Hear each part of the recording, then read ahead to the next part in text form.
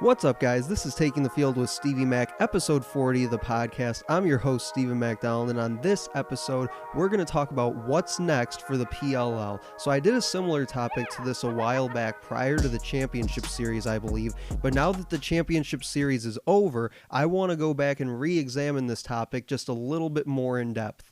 So in 2019, the PLL gave us mic'd up players for the first time in pro sports history, basically. And in 2020, they gave us sports betting in the PLL. Pro Lacrosse Talk and Flow Fantasy even teamed up to give us PLL Fantasy just this year for the championship series. So now, where do we go from here? What does the PLL need to do now moving forward into year 3? And is there something specifically that you guys want to see them do that they haven't really gotten into doing yet? It could be something merch related or broadcast related or whatever. Just anything that comes to your mind is what this episode is all about. And I had a couple ideas which I'll get to here in just a few minutes, but I asked this question on Twitter a few hours ago. At Stevie Mac Media is my Twitter handle if you guys want to check that out. And one comment that I got back from one of my followers, and I'm going to paraphrase this kind of in my own words here, is that they basically said the PLL needs to kind of cut the theatrics a bit and just focus on the lacrosse product on the field and just playing the games between the lines. And that if they really have the best players in the world like they advertise they do, then just let the product speak for itself on the field. And I can agree with this to an extent, but I kind of want to play devil's advocate here and kind of show both sides to this argument here. And the other side for me is really that it was fun giving guys like Matt Gaudette his 5 minutes of fame during the championship series for chirping Chaos goalie Blaze Reardon. And that's just kind of one of the situations that came to my mind when I read this person's comment to my tweet.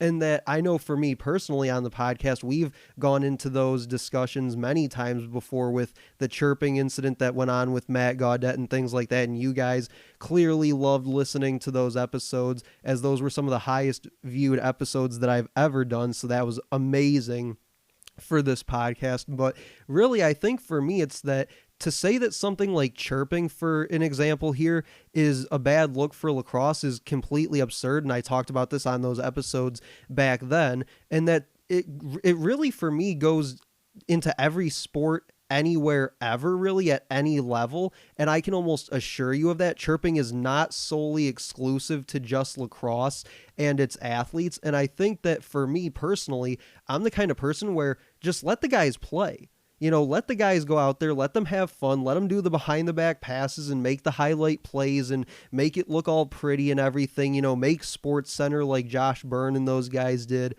this year in the championship series, but let the guys just play. You know, and if chirping's part of that, then so be it. Because like I said, it's just a part of sports.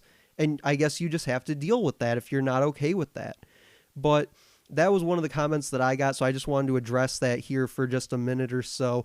But some of the ideas that I had, and I've talked about this one specifically on past episodes, I know, is that for me, I'd really love to see what they could do with the creation of a PLL video game. And there's a couple ways that I think they could do this, and I've talked about these on past episodes. And I mean, heck, for even one of them, I actually did an entire project around it for one of my classes in college.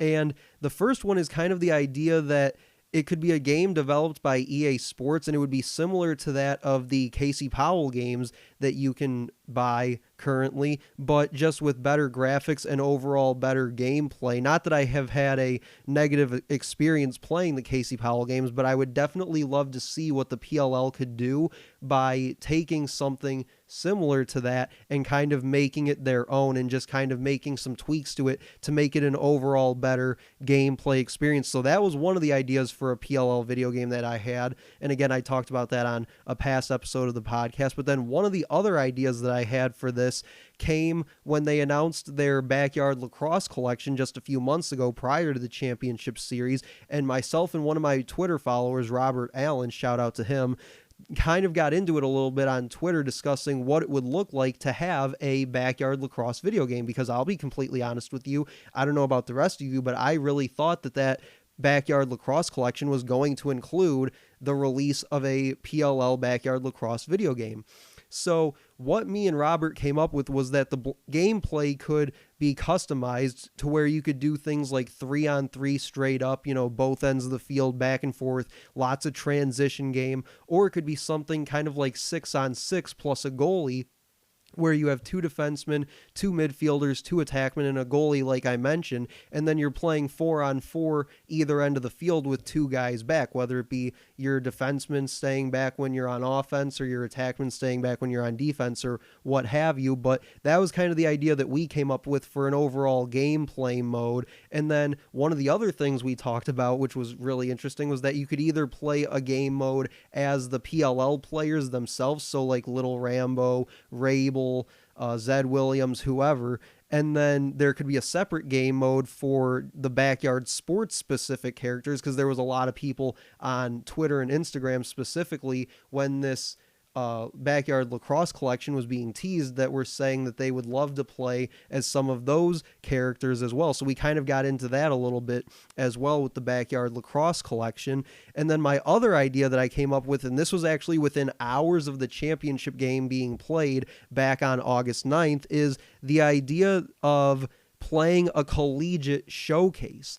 So the idea for this would be similar to that of the Reese's Senior Bowl for college football, where you would have basically the top college seniors from around the country playing on the same field for one game prior to the collegiate draft.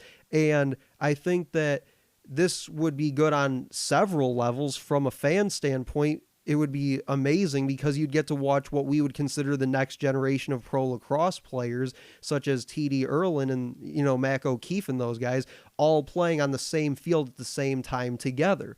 From a PLL standpoint, this would be good, for viewership, like I mentioned, with the fans, but also it would give these PLL coaches a chance to work with some of these high-profile prospects before the PLL collegiate draft and actually get to work with these guys a little bit more hands-on, and vice versa. I think it would give the athletes a chance to work with some of these coaches, guys like Jim Stagnita, Nat St. Laurent, Andy Towers, whoever it may be, and you could even divide up the coaches to one team or another. So you could have Jim Stagnita, Nat St. Laurent, and Andy Towers coaching one team, and then you could have, Ben Rubior and some of the other coaches on the other side.